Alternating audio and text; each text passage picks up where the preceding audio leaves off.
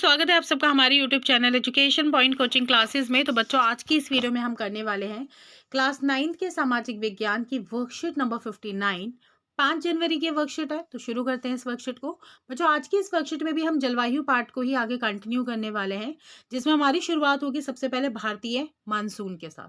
तो मानसून मौसमी हवाएं होती हैं जो मौसम के परिवर्तन के साथ प्रवाह की अपनी दिशा को उलट देती है, यानी कि एक मौसम के अनुसार ये चलने वाली हवाएं हैं और जैसे प्रभाव परिवर्तित होता है ये भी अपनी दिशाएं परिवर्तित कर लेती हैं। मानसून का प्रभाव मोटे तौर पर उष्णकटिबंधीय क्षेत्र में 20 डिग्री उत्तर से लेकर 20 डिग्री दक्षिण के बीच रहता है। वहीं भारत में मानसून के तंत्र को समझने के लिए हमें निम्न तथ्यों के बारे में पता होना चाहिए।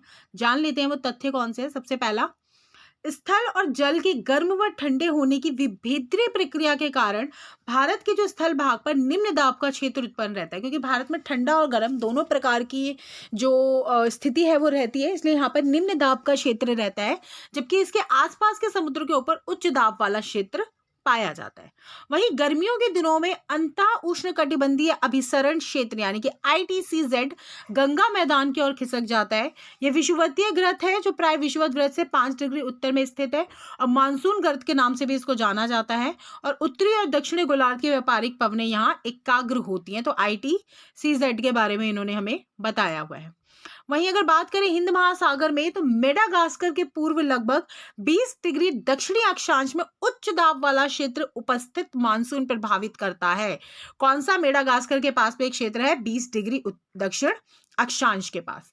वहीं गर्मियों में तिब्बत के पठार में गर्म होने के परिणाम स्वरूप पठार के ऊपर समुद्र तल में लगभग 9 किलोमीटर की ऊंचाई पर तीव्र ऊर्ध्वाधर वायु धाराएं और उच्च दाब का निर्माण होता है। तो दक्षिण का जो हमारा तिब्बतीय पठार है, वहां के 9 किलोमीटर की ऊंचाई पर अगर हम सीधा जाए तो वहां पे ऐसा वायु दाब प्रभावित होता है, जिस कारण भारत की जलवायु प्रभावित होती है।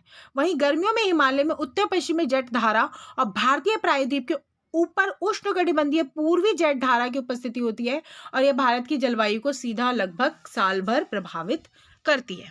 वहीं अगर इसके प्रश्नों की बात करें तो सबसे पहला, उष्णकटिबंधीय अभिसार क्षेत्र क्या है? ITCZ। तो ये इसका आंसर हमारे पास बिल्कुल इसी है कि ये वो विषुवत गर्त में पाए जाने वाला है जो कि 5 डिग्री उत्तरी में स्थित होता है। मानसून गर्त के नाम से भी इसको जाना जाता है और ये उत्तरी एवं दक्षिण गोलार्ध के व्यापारिक पवनों का यहाँ पे एकाग्र होता है।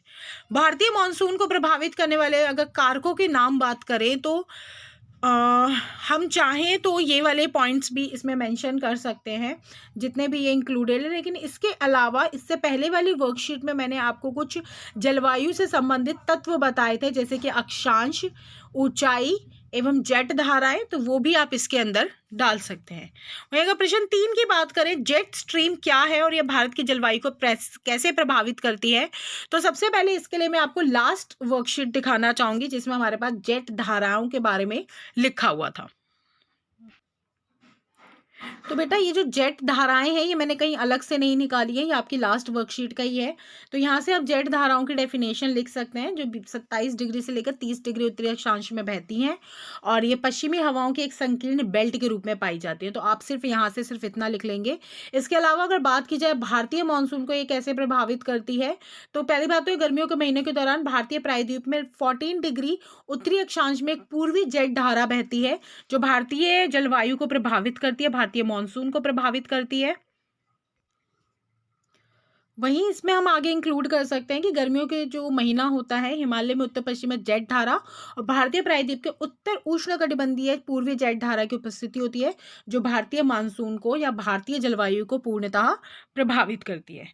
वहीं लास्ट शब्द है मानसून। शब्द को परिभाषित कीजिए, तो बिल्कुल फर्स्ट लाइन है हमारी, मानसून क्या होता है? एक मौसमी हवाएं होती है जो मानसून मौसम के परिवर्तन के साथ प्रभाव को भी अपनी दिशा को उलट देती है, यानी कि जैसे ही मौसम का परिवर्तन होता है वैसे इसकी दिशा भी परिवर्तित हो जाती है। मानसून का प्रभाव मोटे तौर पर उष्णकटिबंधीय क्षेत्र में 20 डिग्री उत्तर से लेकर 20 डिग्री दक्षिण के बीच में रहता है। तो इसी के साथ आज की वर्कशीट हमारी पूरी होती है। मिलते हैं नेक्स्ट वीडियो में, तब तक पढ़ाई जारी रखिए। Thank you so much.